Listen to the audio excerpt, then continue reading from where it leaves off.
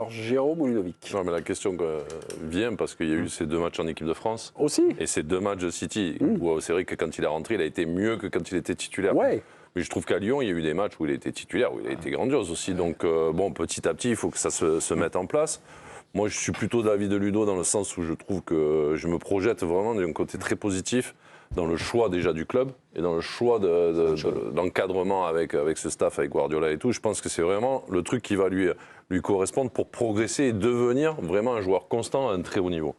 Donc je me dis que... Donc ça veut dire que pour l'instant, c'est plutôt je dirais à terme. Même si les faits récents montrent ça, je dirais que non.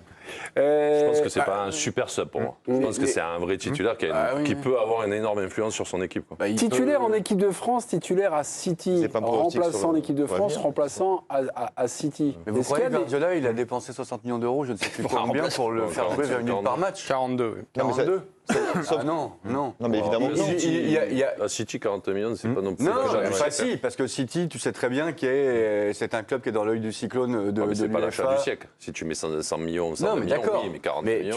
tu fais pas ce chèque pour faire entrer Cherki 15 minutes à la fin des matchs. Vous me parlez de Guardiola. Il a quand même aujourd'hui une place à prendre, celle laissée par De Bruyne. Vous me parlez de Guardiola, moi je vous parle de Cherki, et la question est de savoir si tout d'un coup il y a une phase d'adaptation, une phase de digestion. Mais il mettra du temps à être titulaire en équipe de France et titulaire à City. Grealish a mis du temps, Foden a mis du temps, a disparu, Bernardo Silva, il a aussi un peu disparu. Être milieu offensif et créatif avec Guardiola, ça demande pas mal de temps d'adaptation et il va passer du temps sur le banc. Mais il sera aussi titulaire. L'an prochain, ils vont faire aussi 70 matchs. Hein. Oui, parce que j'ai juste que j'espère que vous avez bien compris que j'ai pas dit qu'il serait remplaçant toute sa vie. Hein. Non. J'ai pour l'instant compris que tu étais sur cette voie-là. Non, c'est que vous n'avez pas compris la question en revanche, je crois, mais c'est pas grave. Ça peut arriver.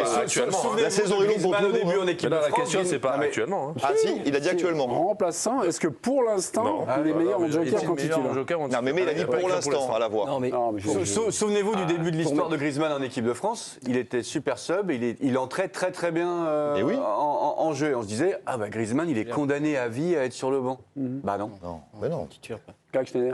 Non, et alors, le logiciel, comme dit Guillaume, le logiciel de jeu de Guardiola s'assimile pas du jour au lendemain. Il faut des mois et des mois.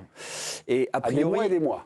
Ah, il faut des mois, oui, ça c'est très clair. Bernardo Silva a ciré le banc, même lui a ciré le banc pendant... Maintenant, il y a quelque chose qui m'a marqué hier, parce qu'en fait, en revoyant là les images surtout, c'est qu'on peut penser que Guardiola va brider sa créativité et que lui va essayer de monter un peu patte blanche pour respecter les zones, la manière dont on joue, ceci, cela. C'est pas l'objectif de Guardiola. Non, mais justement, en tout cas, Guardiola... Tu prends pas un joueur comme ça pour le brider, en fait. Attends, Guardiola, normalement, le reformate les mecs d'une manière ou d'une autre. Et hier, il y a des choses qui m'ont marqué. Déjà, sur son but, il y a un mec démarqué à droite, et pourtant, il prend l'initiative de frapper. Donc, il se bride pas. Alors qu'il y a, je crois que c'est Bob qui est démarqué très nettement sur le côté. Et il y a la louche pour Haaland. C'est-à-dire que je trouve que dans le cadre de City, qui est censé être contraint et qui est censé pas être évident pour un joueur comme lui, il garde cette marge de créativité, de liberté. Il va lui laisser. Peut-être, mais vous êtes surpris de t'entendre dire ça. Il va lui laisser. C'est-à-dire qu'en fait, Guardiola briderait les joueurs offensifs. C'est pas du tout ce qu'on voit dans ses équipes, quand même. C'est qu'il y a des positionnements pour chaque joueur, des situations qui doivent s'enclencher par rapport au positionnement et au déplacement de certains joueurs. Mais après, je ne pense pas que Guardiola bride les joueurs. Non, mais ce que dit Greg, peut-être sur son but, positionnement. La meilleure solution est celle qu'aurait certainement privilégié Guardiola au tableau noir. La meilleure solution, c'est-à-dire que tu fais un 1-2 avec Haaland, t'es à 8 mètres du but, et il frappe sur le but. C'est le décalage. Mais tu vas pas pour moi, c'est l'option de frappe, c'est le meilleur choix. Si tu décales le mec, le mec est plus près du but. Le mec, t'es à 8 mètres du but, tu vas faire une passe encore excentrée alors que t'as personne devant toi. Je trouve que Guardiola briderait les joueurs offensifs. Moi, je dis pas ça, je dis pas ça. Guardiola va lui apporter une culture tactique. C'est ce qu'il vient d'expliquer. Voilà. Et cette culture tactique. Tu as voulu le dire comme ça. Et je pense que les joueurs ont appris à payer en termes de discipline, en termes de tu fais telle chose et pas. Moi, je trouve. Et physique aussi. Comment ça s'appelle les De Bruyne et les Bernardo Silva, Grealish, tout ça, c'était bridé pour jouer. Moi, j'ai par exemple entendu Thierry Henry expliqué longuement. Non, mais il y avait la fameuse séquence sur qu'il était libre les 30 derniers mètres, mais qu'avant, il n'était pas question. Une fois, il se fait sortir d'un match à Lisbonne, l'histoire est célèbre, par exemple. C'est où que tu attaques, dans les 30 derniers mètres ou dans les 70 d'avant? Peut-être, mais en tout cas, tu fais pas ce que tu veux. Tu es posté, tu peux pas... Voilà. Là, tu es en train de dire comme si c'était bridé et il va être un peu bloqué pour jouer offensivement. Comme si Guardiola ne voudrait pas le... Moi, tu vas pas chercher Cherki pour lui dire, par contre, tu vas jouer comme, je sais pas, comme un joueur, un milieu défensif, tu vois. Non, mais tu prends Cherki pour qu'il garde ses qualités. Et par contre, pour la ce qu'ils disent, Greg, j'ai une question côté pour de positionnement tactique, technique, etc. par rapport aux autres. Mais par contre, s'il va dribbler tout ça, je pense pas que Guardiola va dire, tu devais faire la passe. Hein. Greg, à mon avis, en fait. Greg, moi j'ai une question. Quand vous voyez les équipes de Guardiola, les équipes attaquées, est-ce que vous dites souvent qu'il y avait un jeu offensif, donc même dans la finition, dans la préparation? Il y a des schémas de préparation. Il y a des schémas de préparation. Est-ce que vous voyez un jeu téléguidé? Je vois très souvent, j'ai eu un peu cette impression-là, et j'entends ce que dit Johan, c'est très intéressant, parce qu'il dit, oui, mais c'est un joueur libre. Mais tous, ils peuvent prétendre à ça. Foden peut prétendre être un joueur libre. Haaland, un joueur magnifique, c'est pas le bourrin, il peut prétendre être un joueur libre. Les milieux de terrain, c'est pareil, ils sont tous des créateurs, sont tous de grands joueurs. Et je pense que tu as quand même certaines choses à faire pour cohabiter avec eux. Mais Cherki n'est pas meilleur que 5 ou 6 joueurs de... Voilà. C'est autre chose. Donc, et il faut se dire, je pense que quelque part, j'ai toujours eu l'impression de voir une équipe qui rationalisait, un peu contrainte et un peu corsetée. Après, aussi magnifique que ça. J'ai la même question pour vous, Joël. Quand vous voyez City, est-ce que vous voyez à l'approche, et un jeu, on va dire un peu téléguidé, ou l'initiative, ou les choses comme ça, et un peu contrainte, serait guidée par le coach? Non, mais après, il y a des positionnements qui doivent être faits et travaillés à l'entraînement. Moi, je pense que l'idée, c'est de faire déplacer le ballon et le bloc adverse, et jusqu'au moment où tu trouves un espace, et le mec va le prendre. Après, souvent, c'est essayer d'amener sur le côté, sur les extérieurs, en faisant des 1 contre 1. Mais il n'y a pas que ça. Il y a du jeu axial, il y a des 1-2, des remises, etc. Donc c'est tellement varié que dire que c'est stéréotypé, le seul truc stéréotypé que je vois, c'est qu'ils essayent de construire au sol. Il n'y a pas de long ballon devant, aussi ça peut arriver avec Haaland de temps en temps, mais quand ils sont un peu sous pression. Mais sinon, dans l'ensemble, c'est une construction de jeu de passe, avec du positionnement.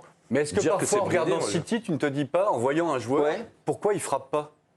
Je suis ça m'est arrivé régulièrement. Parce qu'il manque de personnalité. Pourquoi il ne frappe pas? Non, parfois j'ai eu l'impression de voir Foden ou Grealish, par exemple, décalé et tout, t'as l'impression qu'il y a l'espace, il frappe. Et non, il y a cette passe supplémentaire peut-être pour encore avoir un peu plus de déséquilibre. J'ai vu des frappes de 25-30 mètres aussi de Foden, pleine lucarne. De De Bruyne, De Bruyne aussi. Non, mais je parle pas des frappes de 30 mètres, mais tu vois ce que je veux dire, dans la surface, parfois de temps en temps, tu te dis, mais pourquoi il frappe pas? Marès se privait pas, lui, quand il pouvait tirer. Mais des fois, moi, comme Guillaume, j'ai eu l'impression parfois de les sentir un peu contre nature. J'ai pas critique. Mais c'est pas contre nature. Ça voudrait dire qu'en fait, Guardiola veut rentrer avec le ballon dans la cage. C'est-à-dire que les mecs, s'ils peuvent frapper, il y a le but qui est ouvert, tu penses que c'est le coach qui est le prophète de l'extra-passe. Ça peut potentiellement Guardiola avait cette avis-là. Joe, c'est un peu le prophète, c'est un peu le caractère de Grealish. Ça a été un peu lui impose quelque chose dans sa construction. Attendez, Jérôme. Non, mais dans sa construction tactique, Guardiola, ça a toujours été un peu le prophète de l'extra-passe. Comme souvent, tu es au basket, tu décales le shoot ouvert et tu décales encore une fois. C'est quelque chose qu'on a vu parfois. Sans brider, mais je pense que c'est un peu le prophète de l'extra-passe, je trouve. Je vois pas les. Moi, il y a pas. C'est pas un truc qui me marque. En fait. Parce que moi, parfois, par exemple, ce que fait ce soir Cherki, c'est de frapper. Et vous dites qu'il y a peut-être la possibilité. Ah non, sous cette action-là, non. C'est de frapper. Non, sous cette action-là, non. Voilà, tu vois, il y a des coups où c'est pas forcément de faire la passe.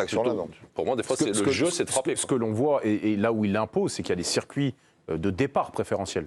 C'est-à-dire qu'il y a, dans la construction, tu revois, mais après, dans les 30 derniers mètres, enclenchement. Moi, je vois beaucoup la créativité, et notamment De Bruyne. Je ne peux pas dire que c'était un joueur bridé, De Bruyne. Tu vois pas l'extra-passe parfois jusqu'à la... Il la voit pas. Il la voit avec certains et pas avec d'autres. Par contre, moi, je pense que tu situes mais tu l'as vu parfois. Le poids du coach là-dedans. Ah, voilà. Mahrez, s'il était en position d'enrouler à 30 mètres, il enroulait à 30 mètres. Conclusion, président. Non, moi, je trouve que c'est un joueur, qu'on a parlé sur certains autres joueurs, il n'est pas à ce niveau-là, mais moi, je pense que s'il prend vraiment cette régularité, mais il va tous les dépasser. Attends, et tu vas voir, et dans un an, tu verras physiquement en plus. Oui. Mahrez. Parce que moi, je pense que c'est un joueur qui peut être à l'égal de De Bruyne dans cette équipe. Mais physiquement, c'est-à-dire qu'il va te créer du jeu, il va te faire des passes de fou, il va te... Voilà, le but qu'il a mis ce soir, c'est-à-dire laisser passer le ballon, se retourner en sachant que...